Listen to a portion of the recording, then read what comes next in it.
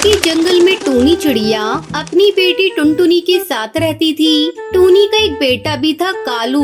वो एक सेठ के यहाँ जॉब करता था। एक दिन वो सेठ की बेटी से शादी करके अपने घर लेकर आता है। अरे बेटा, ये तू किसे लेकर घर आया है? इससे तेरा क्या रिश्ता है?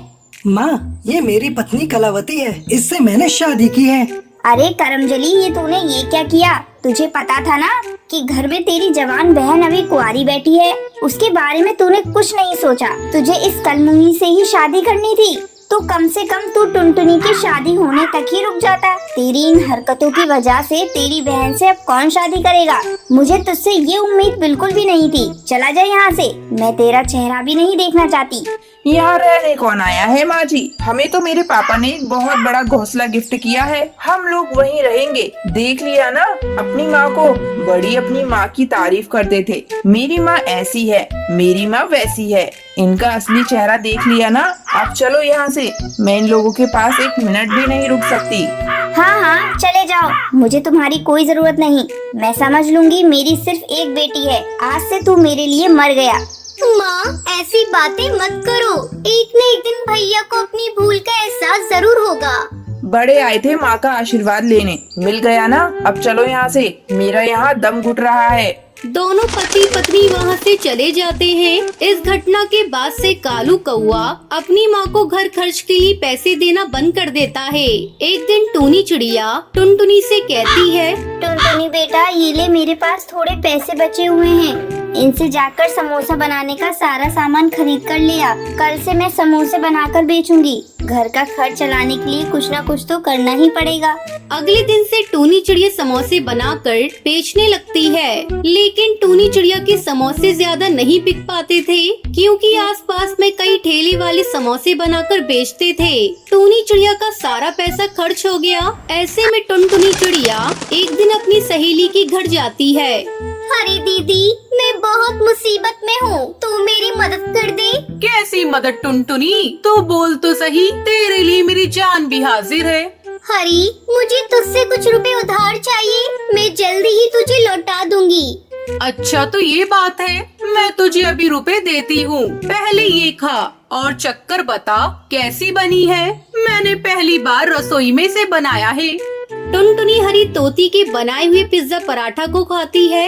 इसका स्वाद तो बहुत अच्छा है। मुझे इसकी रेसिपी बताना, मैं भी अपने घर जाकर बनाऊंगी।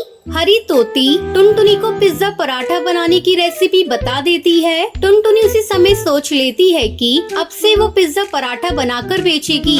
घर आते समय रास्ते में कुछ पिज्जा बेस के पैकेट खरीद लेती है। टुनटुनी, तू इतने सारे पिज्जा बेस का क्या करेगी? मम्मी, अब से हम लोग पिज्जा पराठा बनाकर बेचेंगे। लेकिन मुझे तो पिज्जा पराठा बनाना नहीं आता। माँ, मैं अभी अभी हरी तोती से पिज्जा पराठा बनाने की रेसिपी सीख कर आ रही हूँ। ठीक है बेटा, तू पिज्जा पराठा बनाकर देख ले। अगर अच्छी आमदनी होगी तो आगे से हम लोग पिज्जा पराठा ही बनाकर बेचेंगे।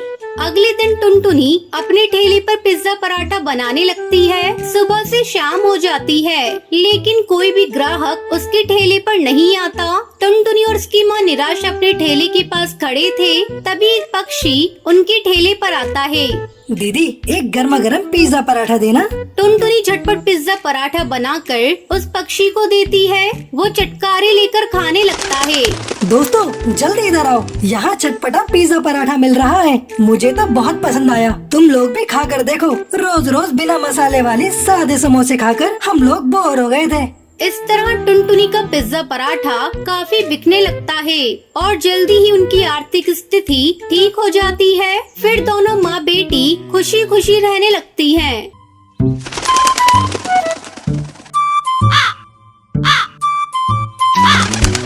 नैनीताल के जंगल में टुनटुनी चिड़िया अपनी माँ टूनी चिड़िया के साथ रहती थी।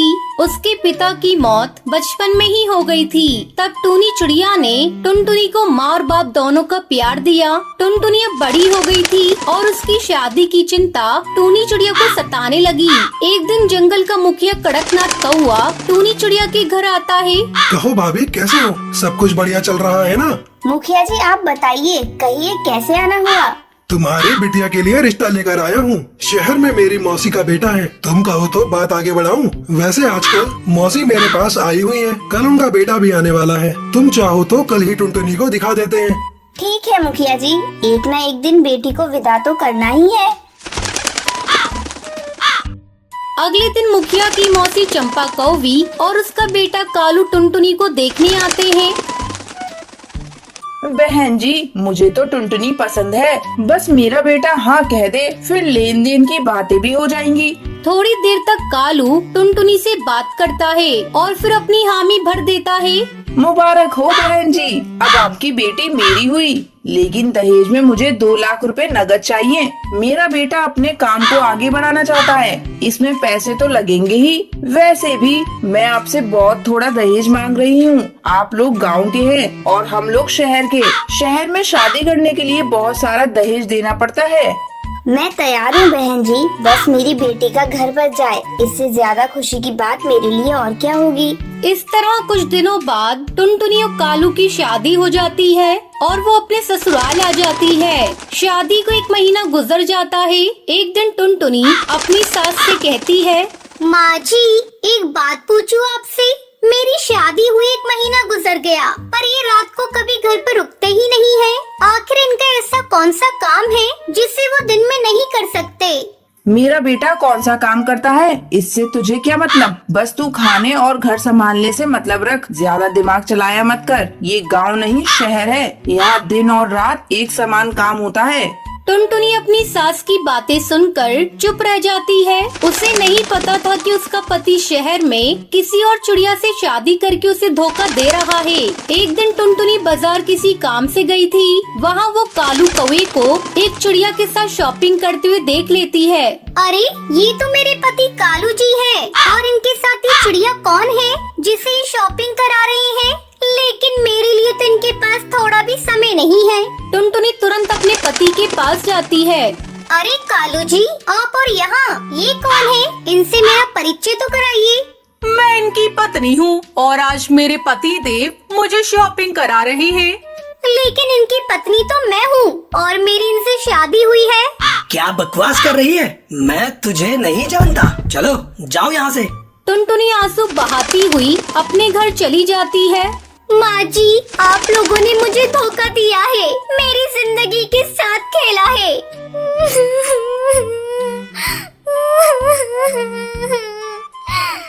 तभी कालू कौवा भी घर चला आता है। माँ, अब इस गवार का कोई काम नहीं, हम आज ही इसका काम तमाम कर देते हैं। दोनों माँ बेटे मिलकर टुनटुनी को एक नदी में ले जाकर फेंक देते हैं। बचाओ, बचाओ, मैं डूब जाऊंगी, मुझे तैरना नहीं आता।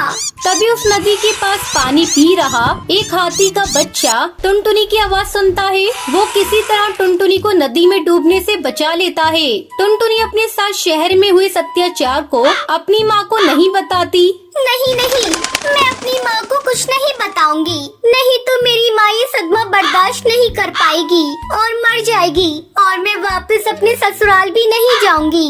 मैं खुद से अपना एक नया घोंसला बनाऊंगी। फिर टुनटुनी चिड़िया नदी किनारे एक पेड़ पर एक घोंसला बनाती है और आराम से उसमें खुशी खुशी रहने लगती है।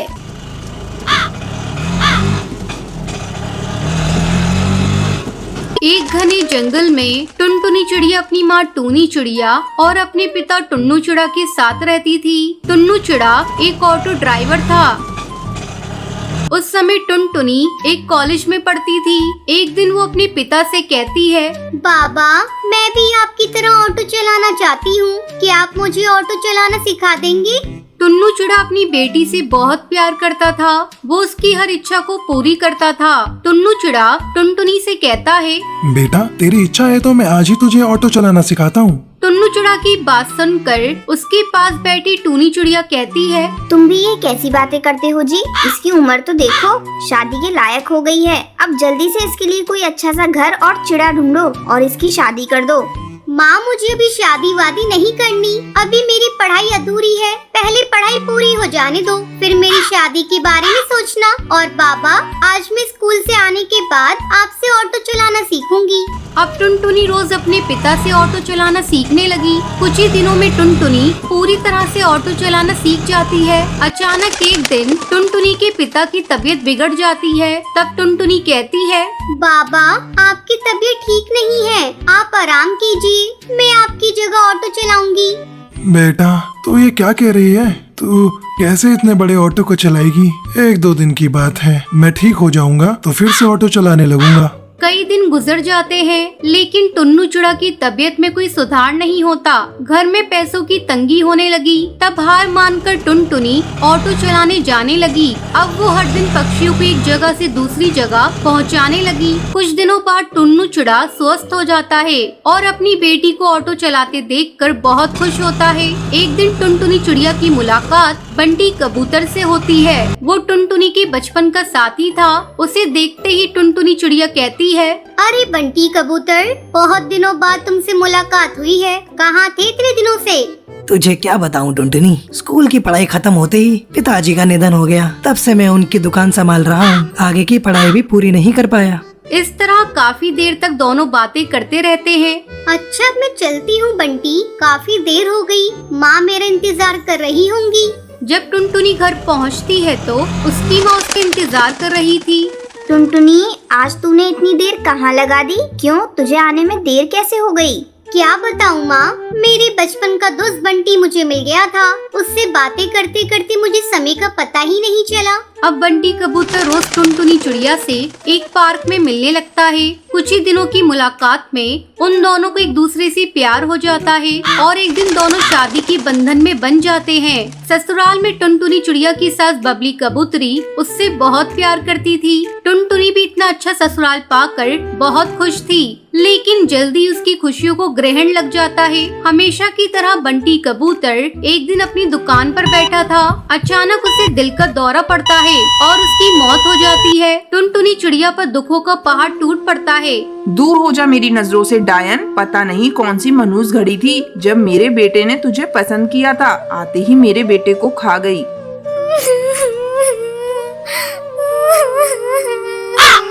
माँ जी, इसमें मेरी क्या गलती है? अब मेरे इस दुनिया में आपके सिवा कौन है? मैं कहाँ जाऊंगी? अब तू कहीं भी जा, लेकिन मेरी नजरों से दूर हो जा, तुझसे अब मेरा कोई रिश्ता नहीं। रोती बिलखती टुनटुनी चिड़िया वहाँ से चली जाती है। 2 दिनों तक वो भूखी प्यासी इधर उधर भटकती रहती है। तभी एक पेड़ पर रोती हुई उसे एक बूढ़ी चिड़िया दिखाई देती है। टुनटुनी चिड़िया उससे कहती है, क्या हुआ, तुम क्यों रो रही हो?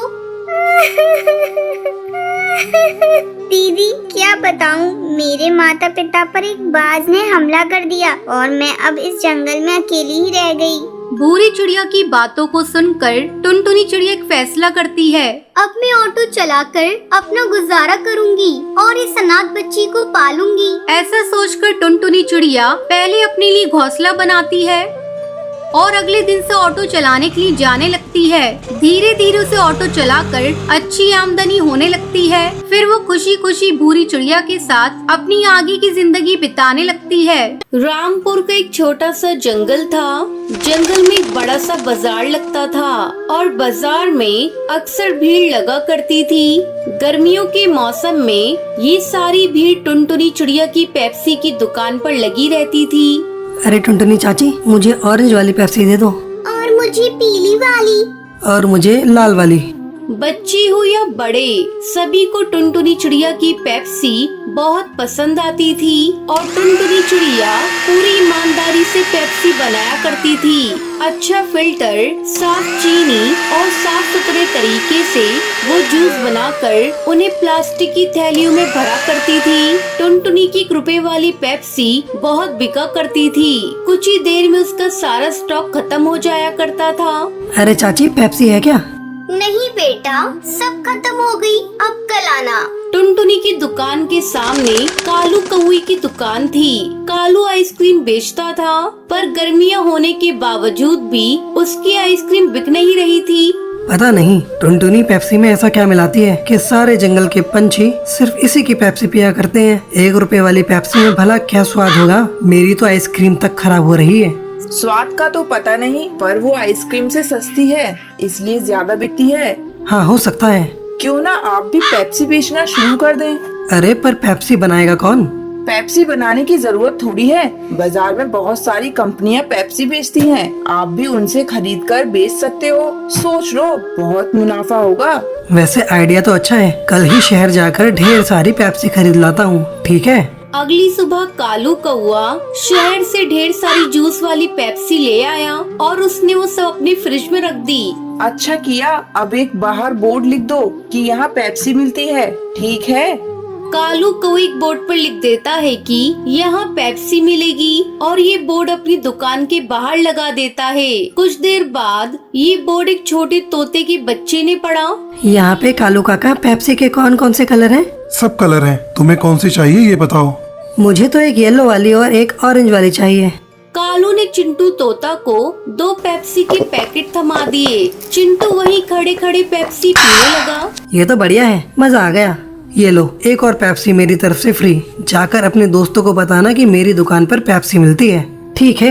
हाँ हाँ काका, जरूर बताऊंगा। और कालू का ये फंडा काम कर गया। चिंटू तेजी से उड़ते हुए अपने जंगल में गया और कुछ देर बाद अपने कुछ दोस्तों के साथ लौटा। यही वो दुकान है। मुझे भी तो ऑरेंज वाली चाहिए। और मुझे 3 लाल वाली। कालू ने सबको पेप्सी दे दी और बस तब से कई पक्षियों ने कालू की दुकान से पेप्सी खरीदी। अरे वाह, ये काले रंग वाली पेप्सी तो मैं पहली बार पिया हूँ। और भी काफी फ्लेवर्स हैं। नींबू पानी, काला खट्टा, ऑरेंज। वाह भाई वाह, अब तो रोज अलग अलग फ्लेवर चख सकते हैं। कालू की पेप्सी बेचने की वजह से टुनटुनी चिड़िया की दुकान पर ग्राहकों की कमी हो गई थी। मुझे थोड़ा सब्र से काम करना होगा। कालू ने नई नई पेप्सी बनानी शुरू कर दी है, इसलिए जंगल वाले उसकी दुकान पर जा रहे हैं। पर मुझे यकीन है कि वो सब एक न एक दिन लौटेंगे। टुनटुनी अपने आप को तसल्ली दे रही थी। अगले कुछ दिनों तक कालू कौवे की दुकान पर पेप्सियों के लिए पंछियों की भीड़ लगी रही और यहाँ टुनटुनी चिड़िया का धंधा मंदा था। गांव की मुखिया कड़कनाथ सेठ टुनटुनी की दुकान पर आए। क्या हुआ टुनटुनी, आज कुछ परेशान लग रही हो। अब क्या बताऊं मुखिया जी, कालू शहर से पेप्सी लाकर बेच रहा है। अब मेरे ग्राहक कम हो गए हैं। कोई बात नहीं, ये तो बस कुछ दिनों की ही बात है। कोई भी नई चीज के पीछे ये जंगल वाले दौड़ पड़ते हैं। तू तो जानती ही है, सब्र रख, सब ठीक हो जाएगा। मुझे यकीन है तेरी पेप्सी शहर की कंपनी वाली पेप्सी से तो अच्छी ही होगी। अच्छा एक काम कर, मुझे 50 पेप्सी दे दे। आज शहर से मेरे पोता पोती आ रहे हैं। ठीक है मुखिया जी। टुनटुनी ने मुखिया जी को 50 पेप्सी दे दिए और वो खुशी खुशी वहाँ से चले गए। टुनटुनी अब भी दुखी थी। अगले दिन जंगल में शहर से एक डॉक्टर बुलबुल वहाँ आती है। कालू की दुकान पर पहुंचकर एक लाल पेप्सी देना। कालू जैसे ही फ्रिज से पेप्सी के पैकेट निकाला तो डॉक्टर बुलबुल ने मना कर दिया। नहीं नहीं, मुझे ये नहीं चाहिए। हाँ, अभी तो आपने 20 पेप्सी मांगी। हाँ, पर अब ये केमिकल वाली नहीं चाहिए। वही खड़े पक्षी ने डॉक्टर बुलबुल से पूछा, ओ बहन, इस पेप्सी में कौन सा केमिकल है? ये पेप्सी शहर की कंपनियों में बनती है। वहाँ इन्हें बनाने में कई सारे केमिकल्स डालते हैं जो हानिकारक हैं और जिससे बच्चे बीमार पड़ सकते हैं। अगर ऐसी बात है तो तुम यहाँ पेप्सी लेने क्यों आई हो? मैं तो यहाँ वो पेप्सी लेने आई थी जो इसी गांव में बनती है। अच्छा, तो आपको टुनटुनी बहन की पेप्सी लेनी है। उनकी दुकान सामने है। डॉक्टर बुलबुल वहाँ से चली गई, पर आसपास के पक्षी शहर की केमिकल वाली पेप्सी की बातें करने लगे। केमिकल वाली पेप्सी की बात जंगल में आग की तरह फैल गई और सारे माता पिता ने अपने बच्चों को कालू कौवे की दुकान से पेप्सी लेने से मना कर दिया। आज से कालू काका की दुकान से पेप्सी मत लेना। क्यों माँ? क्योंकि उसमें ढेर सारे केमिकल हैं। तेरी तबीयत खराब हो जाएगी, फिर तुझे सुई लगेगी। ना बाबा ना, मुझे नहीं लगवानी सुई। पक्षियों को टुनटुनी चिड़िया की अच्छाई समझ आ गई और एक बार फिर टुनटुनी की पेप्सी बिकने लगी।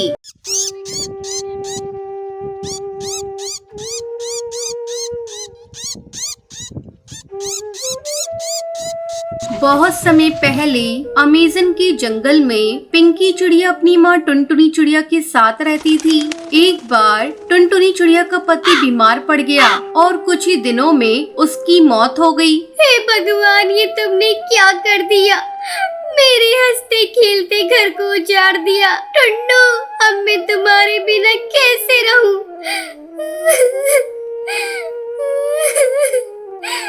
इतना कहकर टुनटुनी चिड़िया विलाप करने लगी। पास में बैठी पिंकी चिड़िया भी रो रही थी। इसी तरह कई दिन बीत गए। उनके घर का सारा राशन भी खत्म हो गया था। तब हिम्मत करके टुनटुनी चिड़िया भोजन की तलाश में जाती है। जाने से पहले वो अपनी बेटी पिंकी चिड़िया को समझाती है। बेटा, तुम घर से बाहर मत निकलना। मैं शाम तक भोजन लेकर लौटूंगी। तब तक तुम घोंसले के अंदर ही रहना। ठीक है माँ, मैं नहीं निकलूंगी। टुनटुनी चिड़िया के जाते ही हरी ताई का बेटा मिट्ठू तोता टुनटुनी के घर आता है। अरे पिंकी, चल आज चलकर खेलते हैं। जब से तेरे पापा गुजरे हैं तू खेलने के लिए नहीं आती है। नहीं मिट्टू, मैं खेलने नहीं जाऊंगी। मेरी माँ ने मुझे घोंसले से बाहर निकलने को मना किया है। पिंकी, तू अपनी माँ से बहुत डरती है। तू चल, तेरी माँ के वापस लौटने से पहले हम लोग खेलकर वापस चले आएंगे। और मिट्ठू तोता के बार बार जिद करने पर पिंकी चिड़िया उसके साथ खेलने के लिए चली जाती है।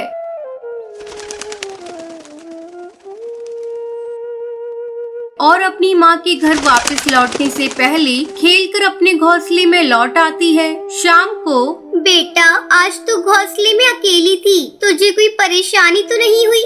नहीं माँ, मुझे कोई परेशानी नहीं हुई। लाओ मुझे भोजन दो, मुझे बहुत जोरों की भूख लगी है। टुनटुनी चिड़िया अपनी बेटी को भोजन देती है। अब रोज भोजन की तलाश में जाती। इधर पिंकी चिड़िया खेलने निकल पड़ती। एक दिन माँ, तुम मुझे रोज रोज गेहूं के दाने खाने को देती हो। आज मैं इसे नहीं खाऊंगी, मुझे चने के दाने चाहिए। बेटा, आज तू ये गेहूं के दाने खा ले। कल से मैं तेरे लिए कहीं से चने के दाने लेकर आऊंगी। अगले दिन टुनटुनी चिड़िया कड़कनाथ सेठ के पास जाती है और उससे कहती है, सेठ जी, मुझे थोड़े से चने के दाने चाहिए। क्या आप मुझे चने के दाने दोगे? मेरी बेटी कई दिनों से चने के दाने खाने की जिद कर रही है। ठीक है, मैं तुम्हें चने के दाने दे सकता हूँ, पर इसके बदले में तुम्हें मेरे खेत को साफ करना होगा। लेकिन सेठ जी, इस खेत में तो कांटेदार झाड़ियाँ उगी हुई है। मैं इन्हें कैसे साफ करूँगी? सोच लो टुनटुनी बहन, अगर तुम इस खेत की सफाई करोगी तो ही मैं तुम्हें चने के दाने दूंगा। कुछ देर सोचकर टुनटुनी चिड़िया कहती है, ठीक है सेठ जी, मैं तैयार हूँ। मुझे चने के दाने दे दो। टुनटुनी, खेत की सफाई पूरी हो जाने पर ही मैं तुम्हें चने के दाने दूंगा। टुनटुनी चिड़िया दिन भर खेत की झाड़ियों की सफाई करती है। सफाई करते करते वो लहूलुहान हो जाती है। शाम को वो दाना लेकर घर लौटती है। पिंकी बेटा, ये ले, मैं तेरे लिए आज चने के दाने लाई हूँ। पिंकी चिड़िया चने के दाने बड़े चाव से खाने लगती है। टुनटुनी चिड़िया अपनी बेटी को बड़े प्यार से खाते हुए देख रही थी। हे भगवान, मेरी बच्ची की खुशी के आगे मेरे जख्म कोई मायने नहीं रखते। मैं अपनी बेटी को दुखी होते कभी नहीं देख सकती। टुनटुनी चिड़िया ऐसे ही मेहनत मजदूरी करके अपनी बेटी को पाल पोस कर बड़ा करती है। इस कहानी से आपको भी सीख लेनी चाहिए। माता पिता का प्यार बहुत ही भाग्यशाली लोगों को मिलता है, लेकिन जब उनकी उम्र बढ़ जाए तो उन्हें उतना ही प्यार करना हर बच्ची का कर्तव्य है।